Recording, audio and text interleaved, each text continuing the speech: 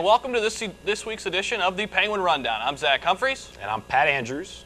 YSU football team 2-1, tried to make it 3-1 on the early season. It would be a tall task, though, however. Number 13th ranked Southern Illinois would visit the Penguins. We'll head to the highlights. Youngstown State head coach Eric Wolford there in front of his troops. Here it is early on in the first quarter. Nick Liss back there to punt it away for the Penguins. Instead, it was blocked, and then it was grabbed by Talon Hunter. Talon took it back 38 yards all the way to the house, and the Salukis led 7-0 early.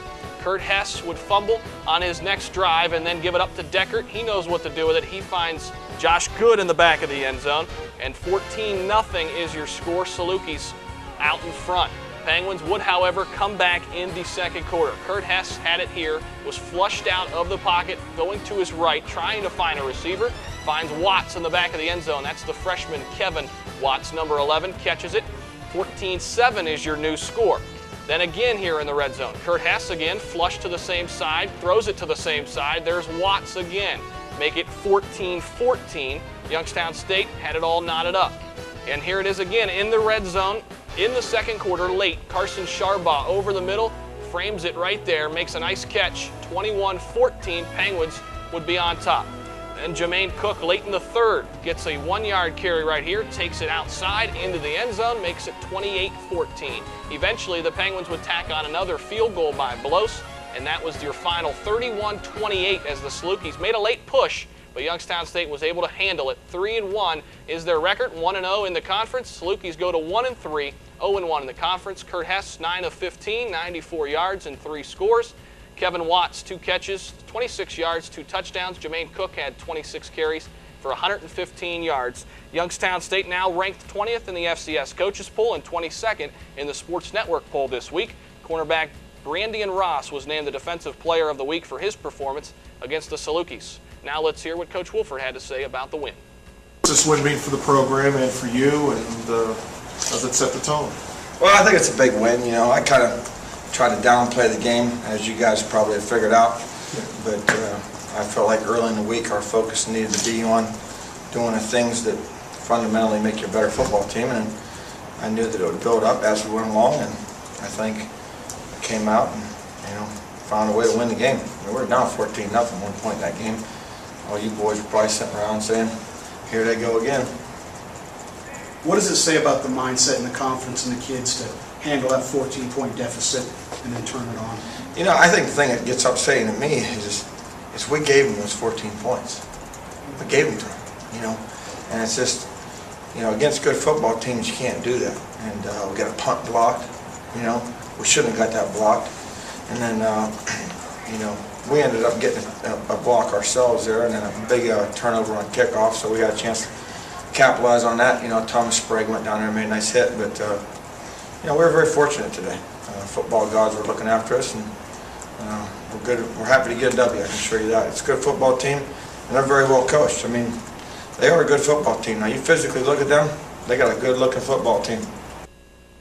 Penguins soccer team played host twice this past weekend, 2 Horizon League opponents, first of which was Milwaukee on Friday night. No highlights of the action, but we do have a box score for you. As you can see, Milwaukee taking it to the Penguins 2-0. Youngstown State only able to manage 2 shots on goal. Nicole Klein did her best to keep the Penguins alive. And Sarah Hagan with the 2 goals for the Panthers in the 37th and the 58th minute. However, the Penguins back at it on Sunday as they took on the Green Bay Phoenix over at Stambaugh Stadium in another Horizon League matchup. Here we'll see Kelly Storkel finding Katie Peterlin for the first goal of her career, a big one, giving the Penguins a 1-0 lead there in the 56th minute. Just a few minutes later, the Phoenix back on the offensive. There's Nicole Klein with a big save.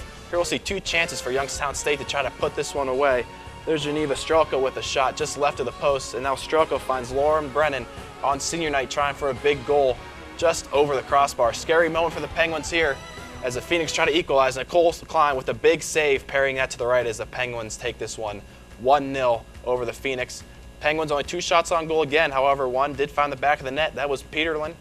Nicole Klein with a big effort for the Penguins with 8 saves on the night. Youngstown State volleyball also in action. Their first contest was against Eastern Michigan. We do have a box score for you from that one.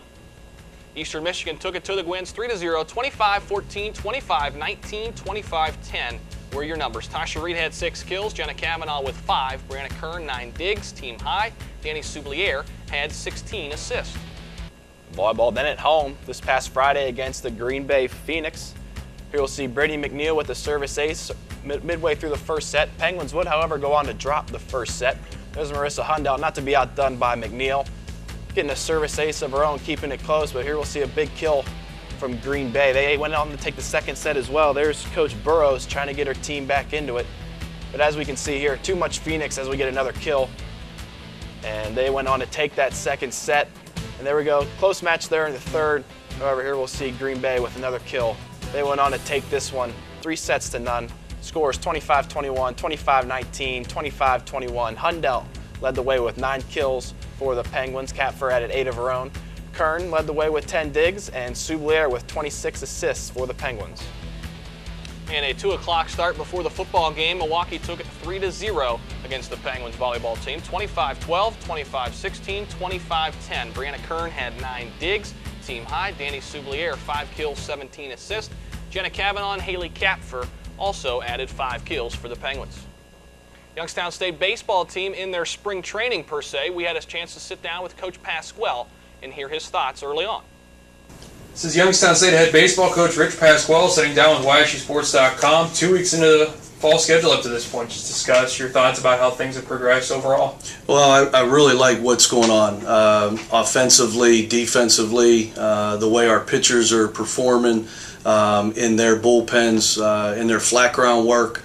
Everyone is really right now getting after it. It's great teaching them right now because, face it, this is our spring training.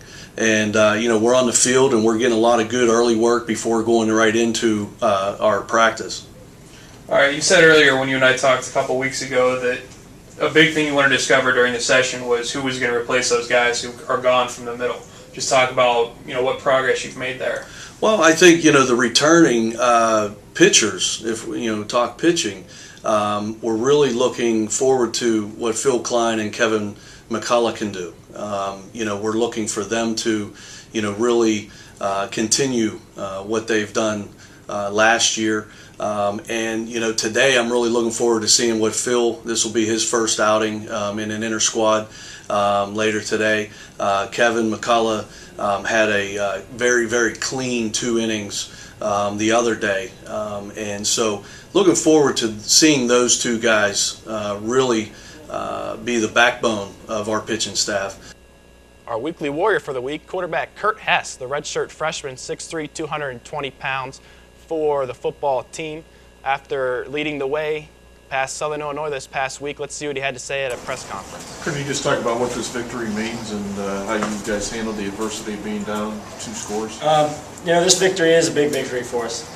Being down 14-0 early wasn't really what we expected or what we wanted, but we knew that the only way we'd come back and make a game of it was one drive at a time, and that's what we did.